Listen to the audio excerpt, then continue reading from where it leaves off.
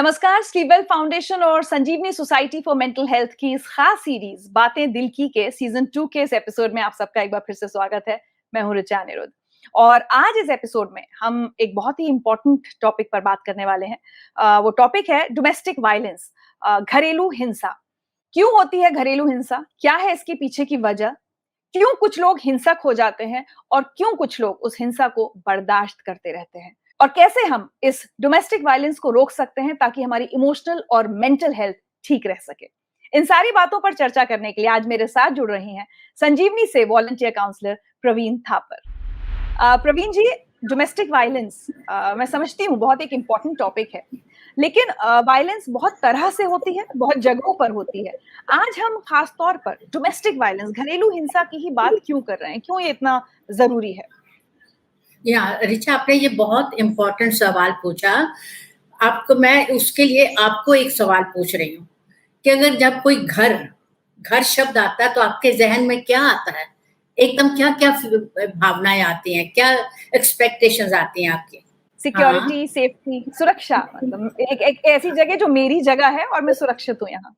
हाँ, अब देखिए, ये जो आपने 3-4 चीजें बोली, सेफ्टी है, सिक्योरिटी है, या ये मेरा घर है, मेरे को नर्चर, मेरा एकदम फ्रीडम है, मैं जो मर्जी करूं, ये चीजें हमारी सबके लिए इतनी आवश्यक हैं जितना कि हमारे एक शारीरिक हेल्थ के लिए खाना पीना बाकी है। ये चीजें हमारी मानसिक स्थिति को, हमारी पर्सनालिटी को बढ़ाने के लिए, उनके लिए ये एक किस्म का ये एक खाद है और एक ताकत है उनकी। अब जहां पे ये घरेलू हिंसा होती है वहां पर ये चीजें समझिए, एक है नहीं मिलने, लेकिन एक है जब घरेलू हिंसा होगी तो साथ में इसकी बजाय कुछ और नकारात्मक चीजें मिलनी शुरू हो जाती हैं, एनर्जीज और आनी शुरू हो जाती हैं। तो आप समझ सकते हैं कि वो जो जरूरी चीजें हमारी मानसिक हेल्थ के लिए जरूरी थी, उनके ऊपर एकदम प्रहार होना शुरू हो जाता है। तो इसलिए इसके ऊपर बात करना बहुत ही आवश्यक है। आमतौर पर सुनने में लगता है, कोई बोलता है डोमेस्टिक वायलेंस, घरेलू हिंसा, तो ऐसा लगता है मारपीट, लेकिन सिर्फ इतना ही नहीं है। डोमेस्टिक वायलेंस बहुत ढंग से हो सकती है। मैं चाहूंगी थोड़ा आप समझाएं किस किस तरह से डोमेस्टिक वायलेंस को आप डिफाइन करेंगे। देखिए, शारीरिक रूप से तो सबको देख सकता है, जैसे कि थप्पड़ मारना, खरोंचे लगाना, घर से निकालना, बहुत लोगों का करते हैं, खाना नहीं देना, चाहे पेरेंट्स हो, चाहे बच्चे हों, या कोई भी हेल्पर हो घर में, या फिर किसी के शरीर को उसकी मर्जी के बिना गलत ढंग से छूना या इस्तेमाल करना। तो ये तो चीजें, ये आपको हिंसा का प्रूफ होता है, दिखाई दे जाता है। लेकिन जो दूसरे तरीके से, भावात्मक तरीके से जब हम देखते हैं, जो कि हम बड़े साइलेंटली अंदर से होता है, लेकिन लोग सोचते हैं हमने मारा तो नहीं, तो फिर हमने हिंसा कैसे की? देखिए, आपने गाली देना या हमेशा टोकना, तुम्हारे में ये गलती है, तुम्हारे में ये गलती है, या तो अपने ही 2 बच्चों में कंपेयर करना, नहीं तो बाकियों के कंपेयर करना। जैसे मैं एक एग्जांपल दूं कि अगर कोई वाइफ अपने हस्बैंड को बार बार ये कहती है, देखो आपका दोस्त तो कितना कमाता है, आपकी कमाई तो बहुत कम है, उसका घर कितना सुंदर है, तो उसमें जब रोज रोज ऐसी चीजें होंगी, ये भी एक साइलेंट हिंसा का एक निशानी है। और आप बाकी देखिए, जो कई दफा होता है कि कोई ऐसी चीज कह देते हैं। मैं आपको एक छोटा सा एग्जांपल देती हूँ। एक मेरे पास 45 इयर्स का एक क्वाइट हैंडसम मैन, और मेरे को लगे कि उसने दो सेशन मेरे को पहले उसने टेस्ट किया कि मैं क्या कर सकती हूँ।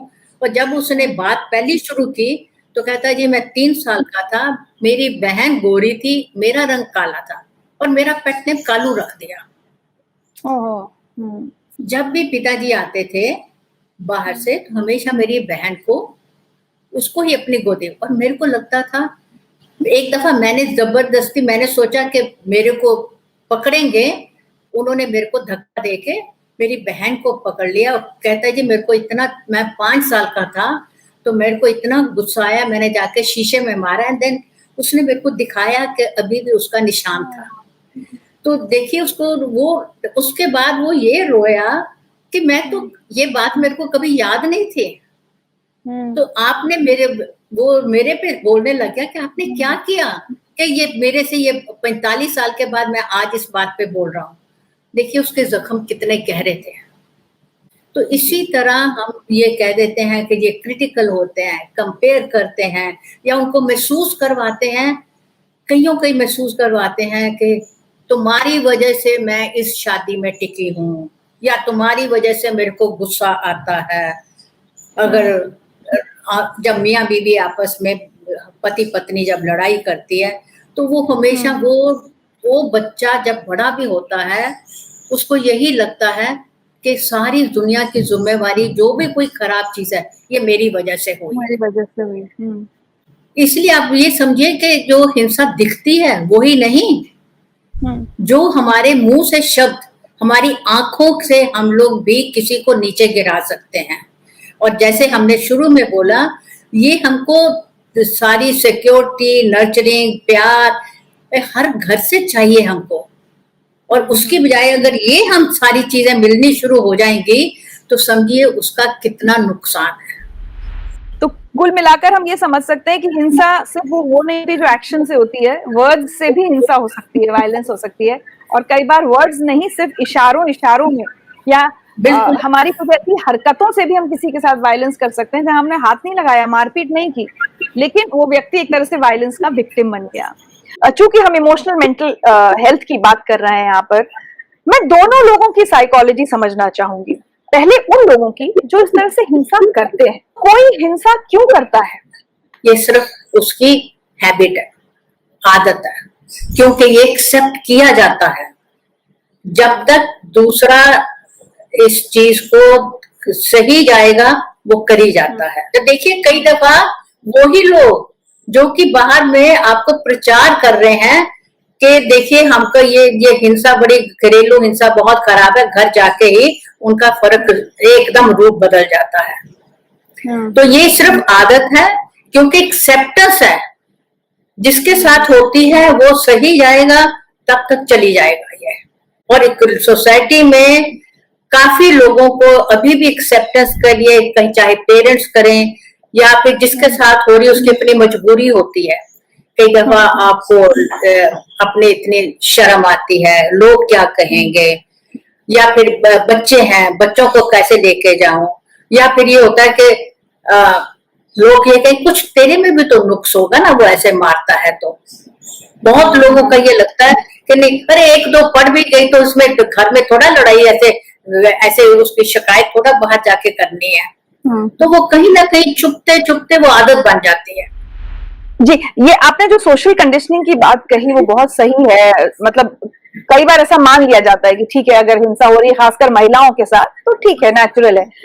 मैं आपसे यही पूछना चाह रही थी कि वो विक्टिम है उस वायलेंस का, और बाद में हम बात करेंगे वो कई घरों में पुरुष भी हैं विक्टिम, लेकिन उनकी क्या मनोदशा होती है, उनकी क्या साइकोलॉजी होती है ओवर द इयर्स जिसके साथ ये हिंसा होती है। तो पहले बात तो मैं समझना चाहूंगी कि वो बर्दाश्त क्यों करते हैं, उसके पीछे की साइकोलॉजी क्या है, और बर्दाश्त करते करते उनकी पर्सनालिटी पर, उनकी अपनी इमोशनल मेंटल हेल्थ पर क्या असर पड़ता है?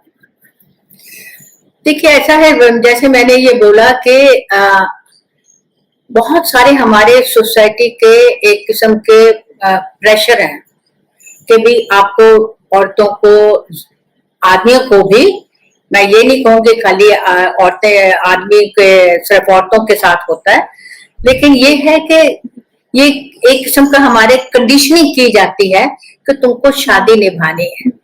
दूसरा, कि जब बच्चे हो जाते हैं तो फिर ये लगता है कि बच्चों को असर पड़ेगा, चलो घर तो चल रहा है, सोशल है, शादियों में लोग कहेंगे अरे डाइवोर्सी है, इसकी कैसे शादी करेंगे, हर एक के पास फाइनेंशियल इतनी पैसा नहीं होता।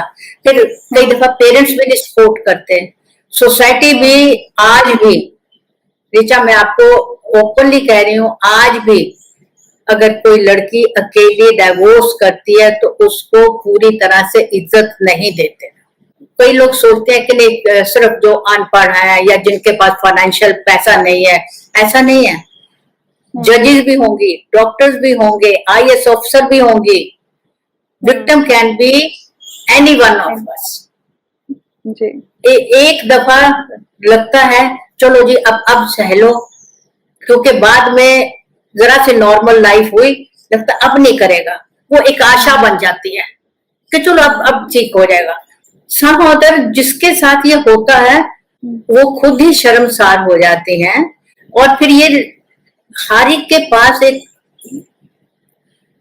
Financial support, family support, society support, अंदर की ताकत नहीं होती।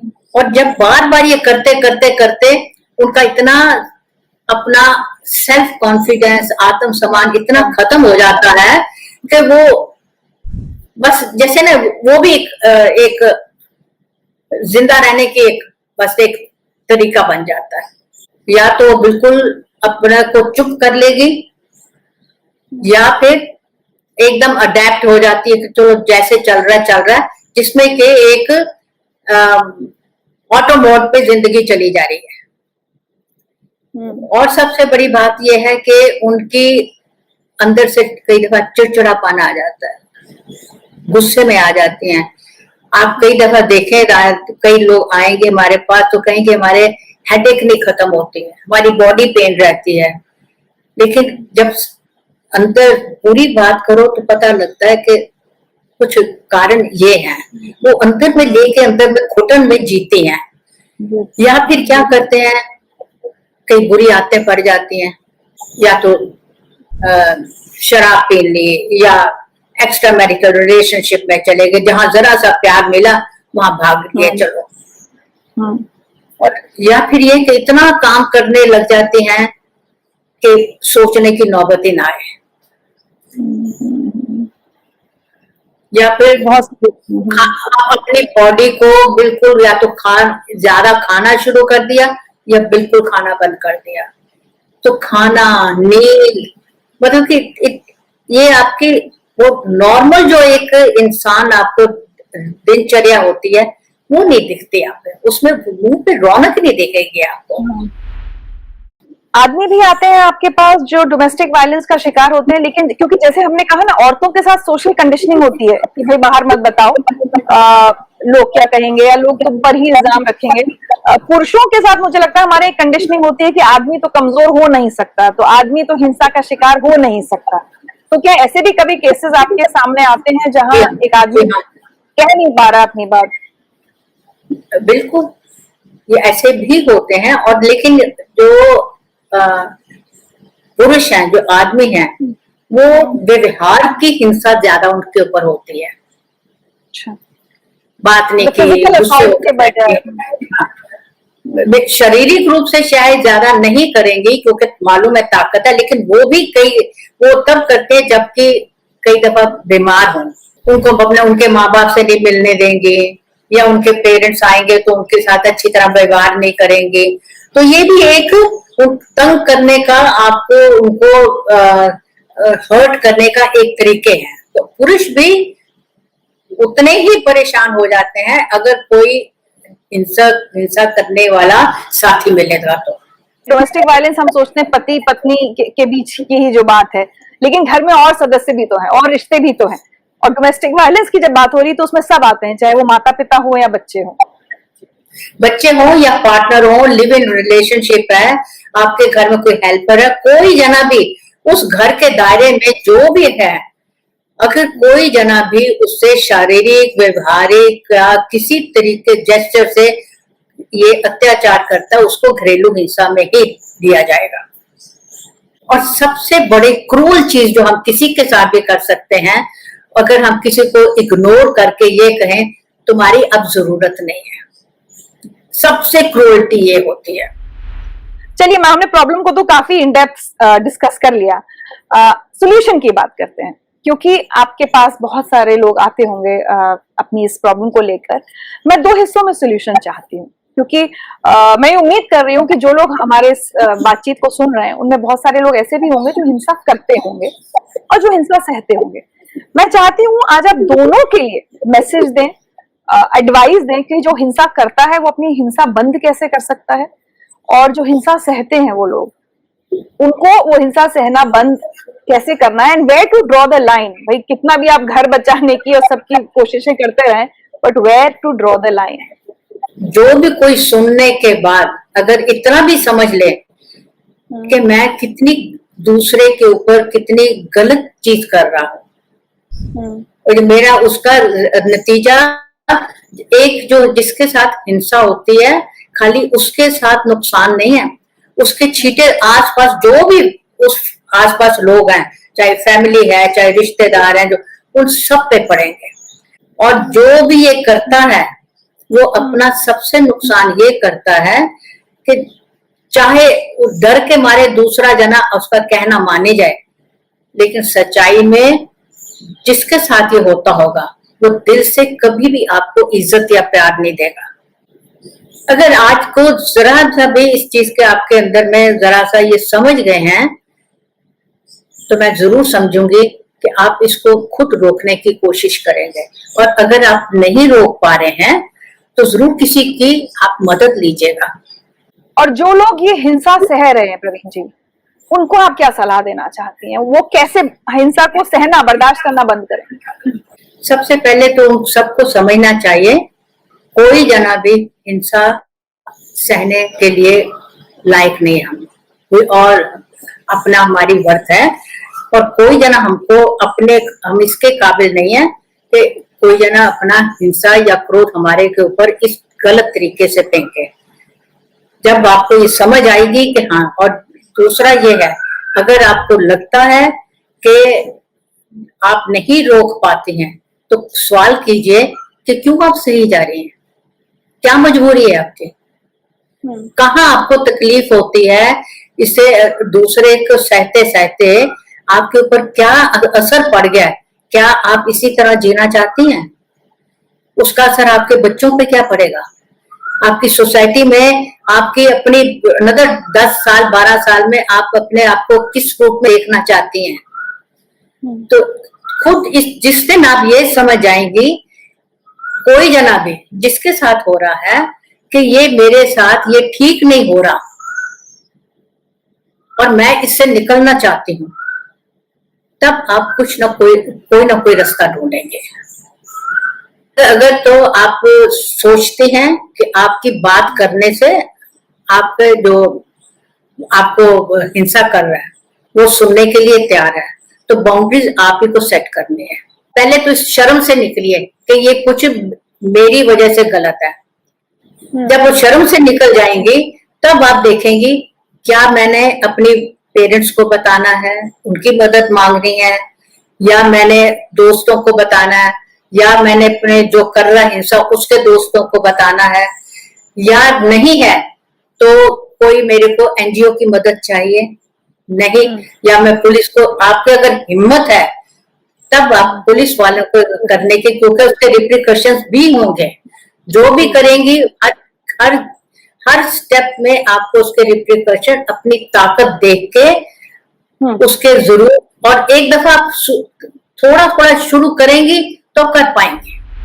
जी, यहीं पर ये सवाल उठता है प्रवीण जी कि जो लोग ये देख रहे हैं कि हमारे घर में ही या पड़ोस में कहीं या हमारे पहचान में, दोस्तों में, रिश्तेदारी में वायलेंस हो रही है एक व्यक्ति के साथ, उनका क्या रोल होना चाहिए? कई बार लोग कहते हैं भाई वो पति पत्नी का या वो घर वालों का आपस का मामला है, हम उसमें नहीं पड़ सकते। कई बार एक व्यक्ति मदद मांगने आता भी है लेकिन हम डरते हैं कि भाई इसको इंटरफेरेंस ना कहा जाए, या जो दूसरा है जो वायलेंस कर रहा है वो हम पर ना अटैक करे किसी तरह से।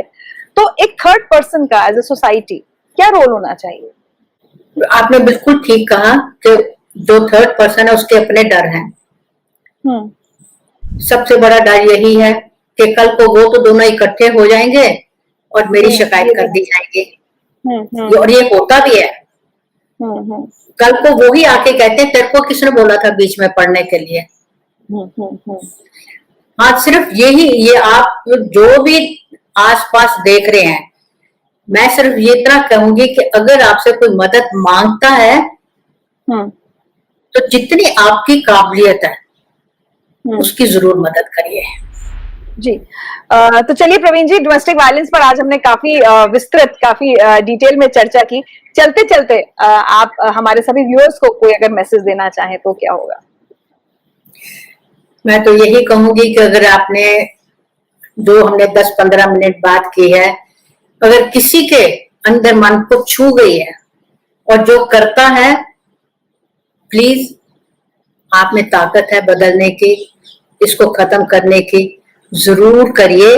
और बल्कि जो कर रहे हैं आपके आसपास साथी, उनको भी इसमें हटाने की मदद करिए।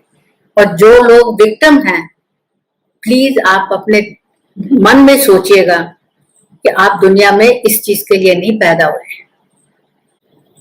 आपके दुनिया में आने का मतलब यही नहीं है कि आप ये चीजें गलत, कोई व्यवहार या कोई भी हिंसा आपके, चाहे शारीरिक है चाहे व्यवहारिक है, आप उसके लिए नहीं। आपकी वर्थ आपकी बहुत है, तो आप उसको जब समझ लेंगी जरूर। और इसमें आपकी शर्म नहीं है, इसमें आपकी गलती नहीं है, इसलिए आप शर्मसार मत होइए। और आप जो कर सकती हैं, जो कर सकती हैं, एक दफा ध्यान से बैठ के सोचिए। चाहे अगर आपके बच्चे हैं, बहन भाई हैं, माँ बाप हैं, उनसे बात करके देखिए क्या उपाय कर सकते हैं, तो जरूर करिए। हम सारे, सबकी बहुत भारी जिम्मेवारी है। अगर हमने सभ्य समाज बनाना है तो हम सब ने मिलके इस प्रथा को खत्म करना है। चलिए, बहुत बहुत शुक्रिया प्रवीण जी हमसे बात करने के लिए और इतने इंपॉर्टेंट इश्यू को एड्रेस करने के लिए। मुझे यकीन है हमारे बहुत सारे व्यूअर्स को आपकी बातों से फायदा मिलेगा और वो जिस भी ढंग से हो सकेगा खुद को बदलने की भी कोशिश करेंगे और जहां जरूरत होगी वहां मदद भी मांगेंगे। Thank you so much Praveen ji. Thank you Richa, and I want to thank जो कोई सुन रहा है, मेरे दिल से मैं आप सबका शुक्रिया करती हूँ।